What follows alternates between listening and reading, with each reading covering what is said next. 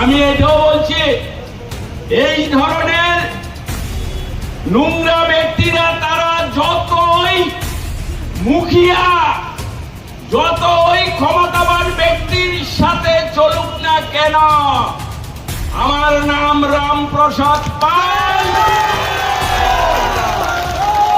অক্ষরে অক্ষরে তার বিচার হবে। ছি ছি, লজ্জা। বিজেপি শাসিত ত্রিপুরায় কি কোনো বিরোধী দল আছে? অবশ্যই আছে, কিন্তু বিরোধীরা নিজের স্বার্থে যতটা গর্জন করে, সংবাদ মাধ্যম আক্রান্ত হলে ততটাই নিষ্প্রভ হয়ে যায়। এটা কেন? তারা নাকি গণতন্ত্র রক্ষার প্রহরী, পান থেকে চুন খসলে রাজপথে নেমে চিৎকার করে শাসকের বিরুদ্ধে। কিন্তু সংবাদ মাধ্যম আক্রান্ত হলে ঘরে বসে আঙুল চোষেন বিরোধী নেতারা। বকলমে তারা মান্যতা দেন শাসক শ্রেণীর বাহুবলী নেতাদের গুন্ডারাজকে। অন্তত রাজ্যের বর্তমান পরিস্থিতিতে প্রধান বিরোধী সিপিআইএম ও বিরোধী কংগ্রেস, ঘুরপথে বিজেপি বিধায়ক রামপ্রসাদ পাল ও তীব্রামথা বিধায়ক প্রাক্তন জঙ্গি নেতা রঞ্জিত দেববর্মার অসামাজিক কার্যকলাপকে প্রশ্রয় দিচ্ছেন বলেই মনে করছেন ওয়াকিবহাল মহল। তবে শেষ পর্যন্ত নিজেদের ইজ্জত বাঁচাতে কংগ্রেস আমতা আমতা করতে করতে সাংবাদিক বৈঠক করে মুখ খুলেছে। বৃহস্পতিবার আগরতলার কংগ্রেস ভবনে সাংবাদিক বৈঠক করে প্রদেশ কংগ্রেস প্রবক্তা প্রবীর চক্রবর্তী আজকের ফরিয়াদ পত্রিকার সম্পাদক সানিধ্য দেবরায়ের বাড়ির সামনে বিধায়ক রামপ্রসাদ পালের কার্যকলাপের নিন্দা করেছেন এবং পুলিশ কেন অভিযুক্তদের গ্রেফতার করছে না তা নিয়েও প্রশ্ন তুলেছেন।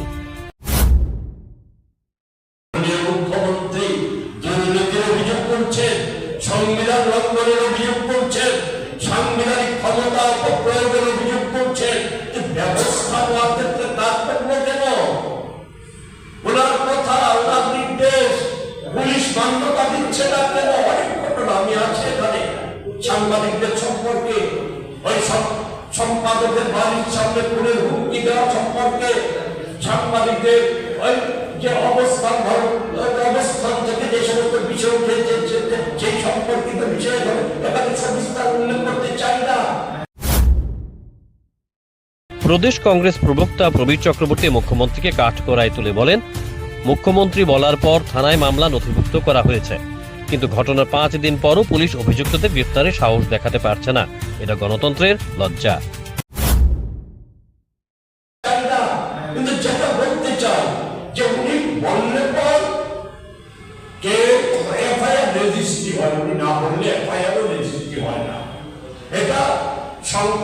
গণতন্ত্রের সংবিধানের 4th স্তম্ভের ক্ষেত্রে এটা প্রযোজ্য হয়ে গেছে যে পত্রিকা সম্পাদক মুখ্যমন্ত্রী বিধানসভা কেন্দ্রে ওনার বাড়ি, সেখানে রাস্তা অবরোধ করে, জাতীয় সড়ক অবরোধ করে, ঘন্টা পর ঘন্টা অবরোধ করে।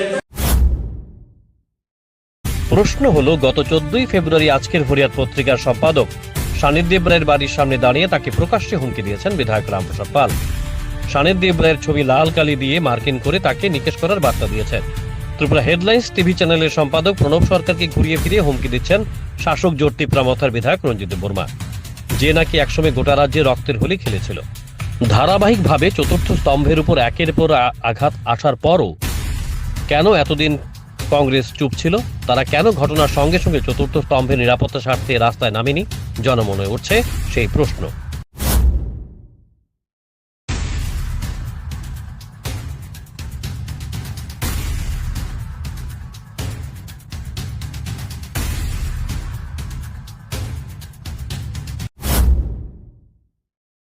শহরের মেলার মাঠে শীততাপ নিয়ন্ত্রিত ঘরে বসে যারা নিজেদের প্রধান বিরোধী বলে হাক ডাক দেন, তারাও রহস্যজনকভাবে নিশ্চুপ। রাজ্যের প্রধান বিরোধী দল সিপিআইএম এর পক্ষ থেকে এখনো পর্যন্ত কোনো আনুষ্ঠানিক বক্তব্য পাওয়া যায়নি।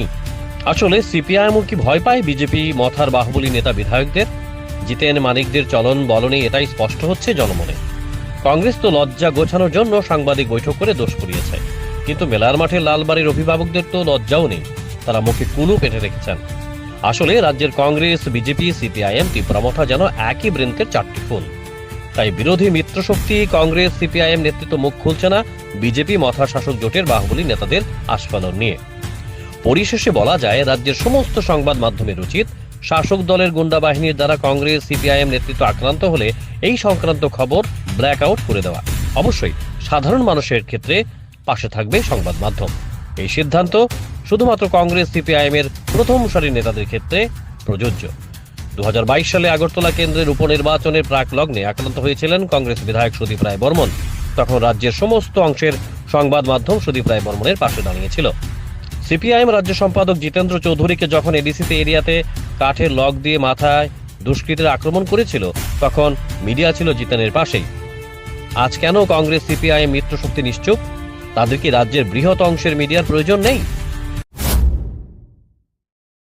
আমি এটাও বলছি, এই ধরনের নোংরা ব্যক্তিরা তারা যতই মুখিয়া, যতই ক্ষমতাবান ব্যক্তির সাথে চলুক না কেন, আমার নাম রামপ্রসাদ পাল,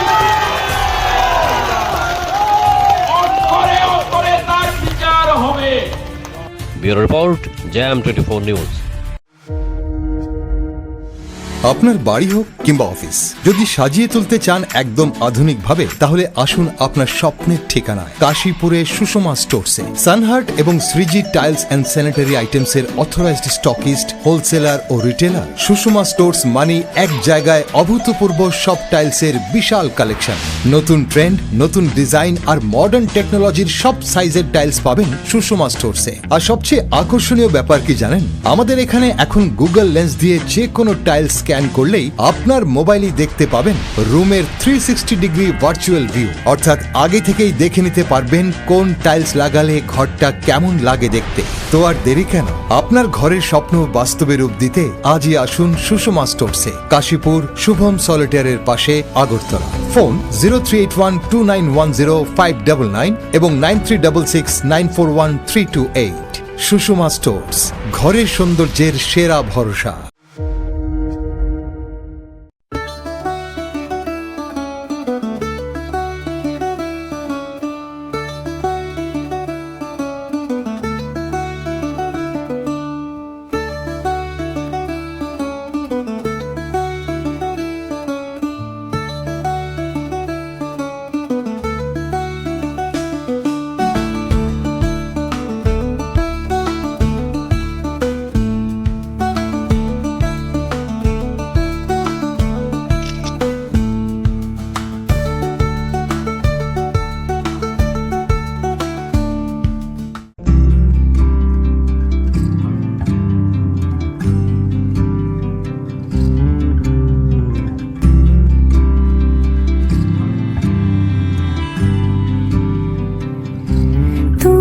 যদি চাও দুহাত বাড়াই, তুমি যদি চাও নিজেকে হারাই, তুমি যদি চাও দুহাত বাড়াই, তুমি যদি গৌরীশঙ্কর বস্ত্রালয়, মসজিদ রোড, আগরতলা। আমাদের কোনো শাখা নেই। क्या आप जानते हैं होम्योपैथी में बिना सर्जरी और साइड इफेक्ट्स के जटिल रोगों का समाधान संभव है।